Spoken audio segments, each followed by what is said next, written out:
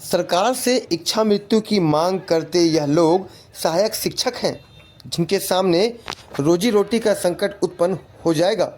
सरकार के सामने भूख हड़ताल पर बैठना पड़ेगा। रोजी रोटी छिन जाएगी, क्या कमाएंगे और क्या खाएंगे। इससे अच्छा सरकार इच्छा मृत्यु ही दे दे।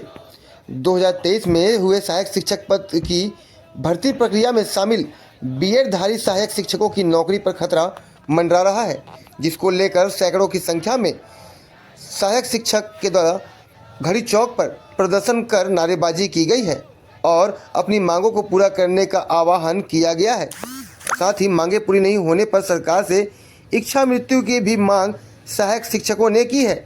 बताया जा रहा है कि नौकरी चल जाने के बाद उनके सामने आर्थिक संकट मंडरा जाएगा। कई घरों के चूल्हे बंद हो जाएंगे, जिसको देखते हुए सरकार से अपनी मांग की है। सिन्हा है और मैं सहायक शिक्षक के पद पर पदस्थ हूँ। मैंने बीएड किया है और सरकार के जैसा नोटिफिकेशन निकला था 2023 में, है ना, मई में सरकार ने नोटिफिकेशन निकाला, गजट में उसका मेंशन किया और सब पूरी प्रक्रियाओं के साथ नोटिफिकेशन निकाल करके फिर उसके अनुसार हमने तैयारी की और तैयारी करके हमारा एग्ज़ाम अच्छा गया। उसके बाद रिज़ल्ट आया, रिज़ल्ट आने के बाद मेरिट सूची भी बन गया, है ना, और उसके साथ में हमारे साथ जो व्याख्याताएँ थे और जो शिक्षकों की भर्ती हो रही थी वो भी पूरी हो गई। लेकिन सुप्रीम कोर्ट का एक जजमेंट आया 11 अगस्त को, जिसमें कि केवल डीएड वालों को ही पात्र माना गया प्राइमरी लेवल पे। और सुप्रीम कोर्ट ने फिर बाद में ये कहा कि 11 अगस्त के बाद ज्वाइनिंग वाले जो हैं वो अपात्र हो गए हैं। तो हम केवल सरकार के थोड़े से पेंच में हम फंस गए कि हमारी ज्वाइनिंग 11 अगस्त के पहले नहीं दी जा सकी, जबकि हम लोग 11 अगस्त से पहले पूरी प्रक्रिया कंप्लीट हो चुकी। और आज की स्थिति हमारी ये हो गई है कि सरकार और कोर्ट में जो मामला चल रहा है उसके अनुसार हमको ये लग रहा है कि अब हमारी नौकरी जाने वाली है, क्योंकि हम फैसला हमारे फेवर में नहीं आ रहा है। तो हम ये पूछना चाह रहे हैं कि आखिर इसमें गलती किसकी है। हमने अच्छे से तैयारी किया सरकार के गजट के नोटिफिकेशन के अनुसार। और एक चीज़ और मैं मेंशन करना चाहूँगा कि 2018 में हमारे देश के एनसीटी ने नियम बनाया कि बीएड जो है वो प्राइमरी लेवल पे और मिडिल लेवल पे दोनों में मान्य है और हाई लेवल पे भी मान्य है, बस उसको एक ब्रिज कोर्स करना पड़ेगा। उसी के अनुसार देख करके हमने ऐसा कोर्स चुना जिसमें हम सब में पात्र हों, तो हमने बीएड किया। अब गवर्नमेंट जा करके और कोर्ट जा करके 2023 में उस चीज़ खारिज हो जाती है, तो हम पहले से बीएड किए हुए हैं वो हम कहाँ जाएंगे। आज हमारी नौकरी पे पड़ गई है। लगभग ऐसे कितने लोग? ये सर संख्या लगभग 3500 से 4000 संख्या है। जिले में या प्रदेश में? पूरे प्रदेश में संख्या है सर।